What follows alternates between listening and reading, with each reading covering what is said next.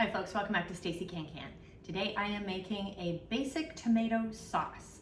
Reason why I'm doing basic is because I'm not going to be adding a lot of herbs and such to this, because I do use the tomato sauces in Indian cuisine as well as some Italian and a variety of other things. So I'm just doing a straight tomato sauce today, but some folks, this is a great recipe where you can add some herbs to your family's liking.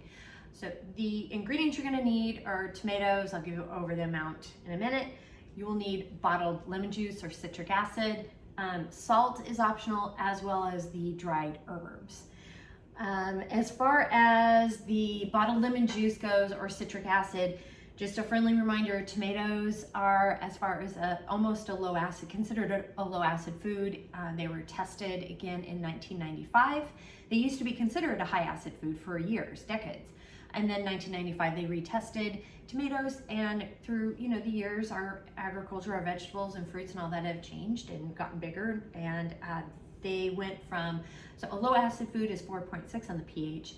They measure out at 4.5 on the pH. So with the, so you do need to add an acid to that just for safe preservation purposes. And I'm using lemon juice. You can use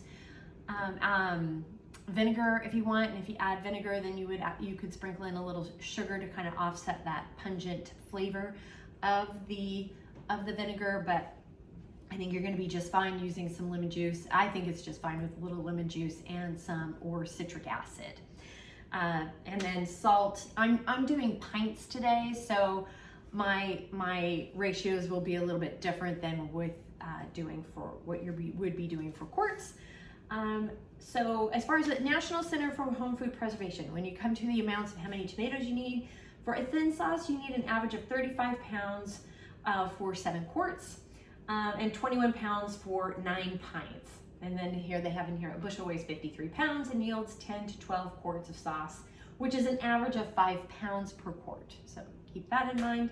For a thick sauce, you're gonna need an average of 46 pounds for 7 quarts, 28 pounds for 9 pints. And again, a bushel weighs 53 pounds, and it would yield 7 to 9 quarts of sauce, which is an average of 6.5 pounds of tomatoes per quart. So that's for a thick sauce. A few other things that I will throw in here too. You can add, as far as herbs go, you can add basil, dried herbs. You can add basil, oregano, rosemary, thyme, and Italian seasoning mixes. Those are excellent for it. Use those, whatever's preferred by your family. You want to add the herbs to the jar itself. We're going to do the same thing with the salt and with the lemon juice. We're just adding it all to the jar itself and then pour the sauce in. That works best. You have better results from that. It's harder to season the whole thing because you are going to be canning it, and you're just going to get better flavor here. And the suggestion here is you start with a half of a teaspoon per pint jar. You can always add more when you're actually using the sauce. And the other thing, some families like to add a fresh basil leaf to each jar. This is totally acceptable to do, but just to remember to use unblemished leaves. So in no dark spots on the basil leaves, because with canning, you really do need to use fresh ingredients. When things start to turn bad, they can produce bacteria that you don't want, and it can inhibit safe shelf storage. So those are some things to consider. The tools you're gonna need are, you're gonna need some knives and your cutting board. I love this little scoopy thing. It's great for baking. They use it for dough to crunch it up, but I love it as a scooper. It's great. And then we're going to need a potato masher or something to mash the sauce, the tomatoes when they're in the pot. As you can see here, I do have some tomatoes sauce already going, because it's going to take a little time to boil down. I've already done one batch here, so I am just waiting for it to boil down, and more on that in a bit. But you're going to need your funnel, which is around here somewhere. You will need your ladle, your jar lifter. You do need a big giant spoon. We will be bubbling, so you'll need a chopstick or a bubbler, Headspace tool, lid lifter. I am heating the lids today. I mentioned the potato masher. You also need either a food mill or an electric, I don't know, I forgot what it's called, but you can do this either with a food mill or a Chinois. This is where or they have electric ones too, and I forgot what it's called off the top of my head, my apologies. But I love using my Chinois. I think it works better than my food mill. It's just my preference. And then you're gonna need some bowls and such to put underneath the food mill or Chinois, or the electric depulper, I guess, to get the seeds and the skins off when you are boiling things down in a big pot and such, as well as your jars and your lids and your rings. And I've got my jars heating in the canner there, and I have my big 25-pound box of tomatoes that I got at the farm that I love to go to locally. So here we go, and with all of that, let's go ahead and get started.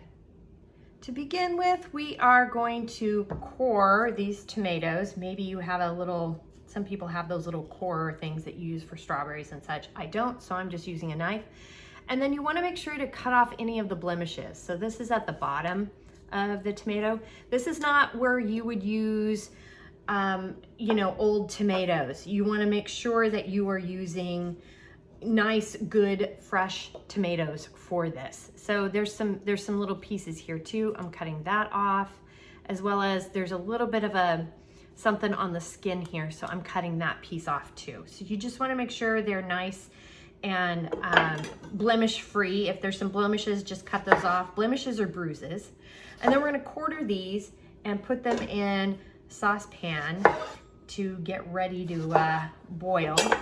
And I'm turning the heat on high as well, because we're going to get these boiling and do them in sections as we go. Comment about the type of tomatoes that I'm using. I'm using paste tomatoes. You can actually use slicing tomatoes as well, but the paste tomatoes are the oblong ones, like so. And I'm going to cut this end off. But the round slicing tomatoes can be used, but don't mix the two, because their meat consistency and the water consistency is different, is too different for both. So the paste tomatoes are great for sauce because they're not as juicy, but they are still, they have a lot of the pulp in them that you need to make a good sauce. So I have these boiling at the moment, or it's heating up. And this is when you start using the potato masher to just kind of gently smush them down, because we're going to get more juice out of it.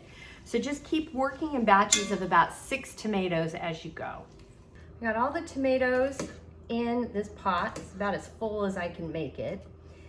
And I'm just boiling it down. I'm waiting until it's for about another 10 minutes.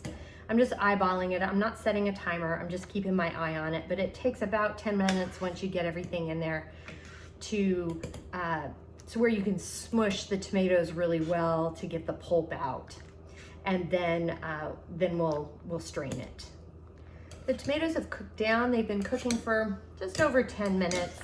This pot's kind of deep and steep. So we're basically ready to start pulping, getting the pulp out of it. So I'm gonna go ahead and cut the heat here. So we're just taking 2 scoops of the tomatoes, 2 big ladlefuls. And just be careful putting it into the Chinois or the food mill or your electric strainer, because it is very hot.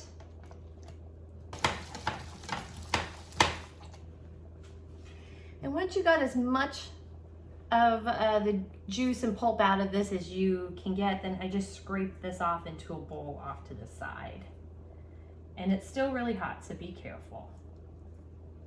And then gently scoop out and scrape out the excess peels from inside the Chinois. After you've run your tomatoes through a food mill or Chinois, pour it back into a pot, and we're gonna simmer this, or actually boil it, bring it to a boil, and then once it comes to a boil, then drop it down to medium heat, and we're gonna continually stir this. And it's gonna, until it's about, for a thin sauce, 1/3 of the way down, or a thick sauce, you want to do it, reduce it to half of what the level is in the pot. I forgot to mention how long it took to reduce the sauce to about a third to a half of its size in the pot before putting it into the jars.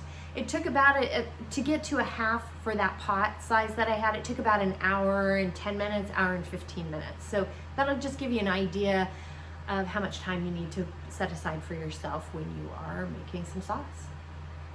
I got the jars heating up in the canner and with some water in it so that we're not putting something hot in a cold jar and we won't shock the jar. And I'm going to add a half a teaspoon of salt, and which is optional, but I'm definitely, the one thing that is not optional is the lemon juice. Got to make sure to add the lemon juice. Best thing to do is to add it first. This is also a good spot to add any of your dried herbs and spices to your, and start with a half of a teaspoon for a pint. You could do a full teaspoon for a quart if you would like.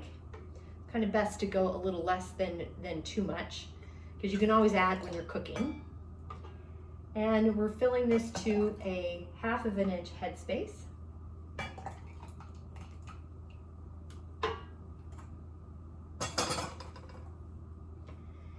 And I'm gonna swirl this around. We're doing a quick bubble here. Double check the Headspace. Just need a little bit more.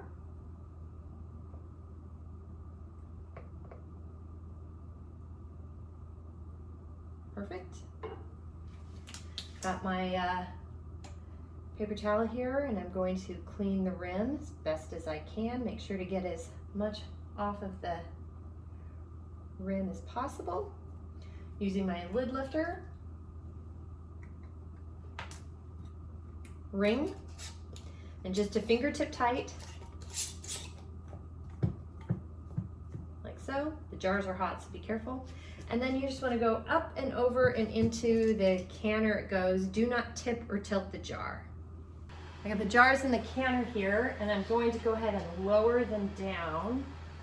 Going to make sure I've got an inch over the jars, which I do, at least an inch of water over the jars. Adding the lid, turning the heat all the way to high.